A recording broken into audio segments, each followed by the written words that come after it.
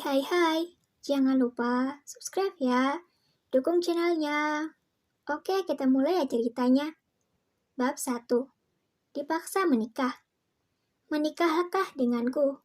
Ucap Dave dengan penuh amarah. Gak mau, Kak. Aku masih terlalu muda untuk menikah. Aku akan membayar semua biaya rumah sakit ini. Ucap Dewi. Aku tidak butuh uangmu. Jika kamu tidak mau menikah denganku, maka siap-siap saja kau keluar dari kampusmu dan akan membusuk di dalam penjara. Ucap Dave dengan nada mengancam. Debbie menciut kala Dave mengancamnya akan menjebloskannya ke penjara. Pertengkaran itu terjadi depan pintu ruang IGD. Dua anak manusia yang berbeda usia 8 tahun. Berseteru karena keinginan seorang wanita parubaya yang baru saja siuman sebentar di ruang IGD itu, dan ia meminta mereka berdua untuk menikah. Davara Herlambang, yang lebih sering dipanggil Dave, adalah putra tunggal dari keluarga Herlambang, yang trauma menikah karena pernah gagal menikah 2 kali selama hidupnya. Seakan asmara mempermainkan dirinya, kedua calon istrinya pergi meninggalkan Dave karena mereka melakukan pengkhianatan di belakang Dave, baik pengkhianatan cinta dan juga pengkhianatan dalam hal bisnis.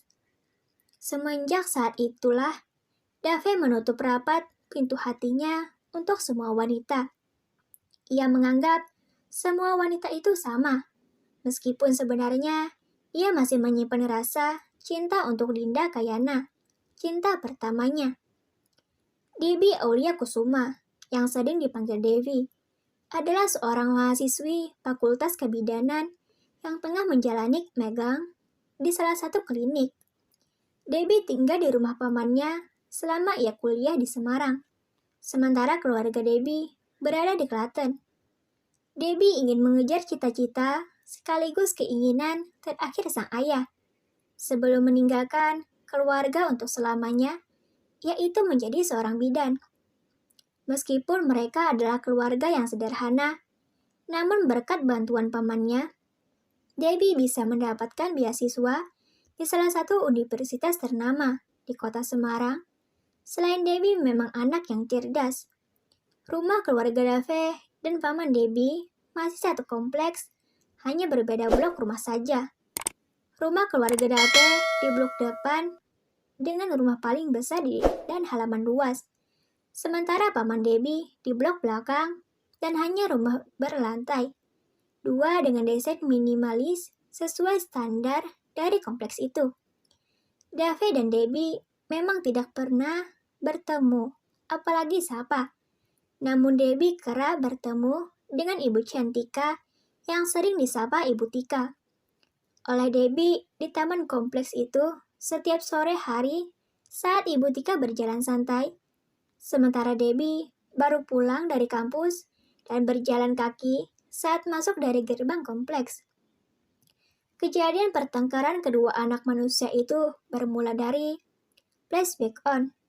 Sore itu, Debbie baru saja turun dari angkot setelah pulang dari klinik. Dengan rasa haus yang begitu besar, Debbie menyeberang jalan dan akan mampir di sebuah minimarket tak jauh dari gerbang kompleks. Lalu Debbie masuk ke dalam minimarket dan langsung mengambil sebotol air dingin, lalu akan membayar ke kasir.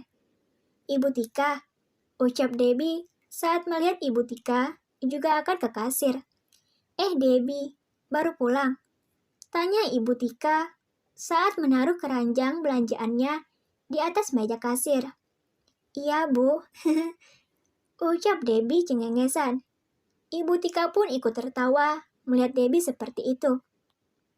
Setelah total belanjaan, Ibu Tika dibayar, Debbie memberikan sebotol air mineral ke kasir lalu membayarnya. Kemudian, Debbie dan Ibu Tika keluar dari minimarket bersama. Ibu jalan kaki. Tanya Debbie. Iya, Deb.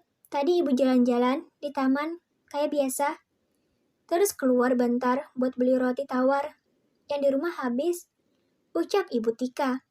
Debbie dan Ibu Tika pun mengobrol bersama sore itu melewati jalanan menuju kompleks.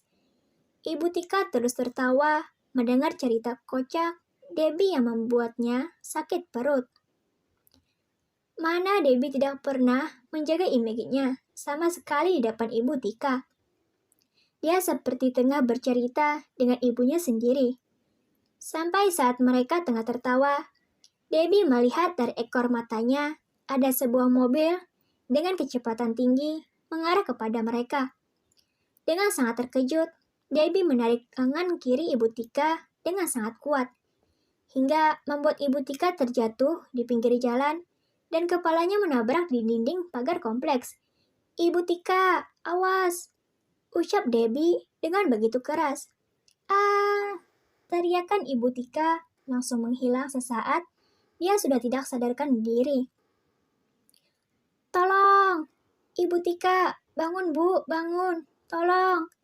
Debbie teriak histeris saat melihat darah mengalir deras dari kepala Ibu Tika. Satpam kompleks pun langsung berlarian saat mendengar teriakan dari luar. Kemudian mereka membantu mengangkat Ibu Tika dan membawanya ke rumah Ibu Tika yang tak jauh dari gerbang utama. Debbie pun mengikuti mereka membawa Ibu Tika. Dengan kecemasan, Satpam menggedor pintu rumah Ibu Tika dan tak lama pintu itu terbuka. Keluar dah Dave dari dalam rumah dengan begitu kaget saat melihat mamanya sudah terkapar. "Ada apa ini?" ucap Dave panik. "Nanti saja ceritanya, Kak. Lebih baik kita bawa Ibu Tika ke rumah sakit," ucap Debbie. Kemudian, Dave mengangkat mamanya dan membawanya masuk ke dalam mobil. Debbie pun ikut memangku di bangku penumpang, sementara Dave menyupir mobil menuju rumah sakit. 15 menit kemudian, mereka sampai di depan rumah sakit. Lalu dengan cepat, pihak rumah sakit membawa Ibu Tika ke ruang IGD. Sementara Debbie dan Dave menunggu depan ruangan itu. "Sekarang kamu cerita, kenapa mamaku sampai begitu?" ucap Dave dengan kecemasan. Lalu Debbie menceritakan semua kejadian itu dari awal tanpa mengurangi dan menambahinya. Dave yang mendengarkan pun begitu marah dan kesal kepada Debbie.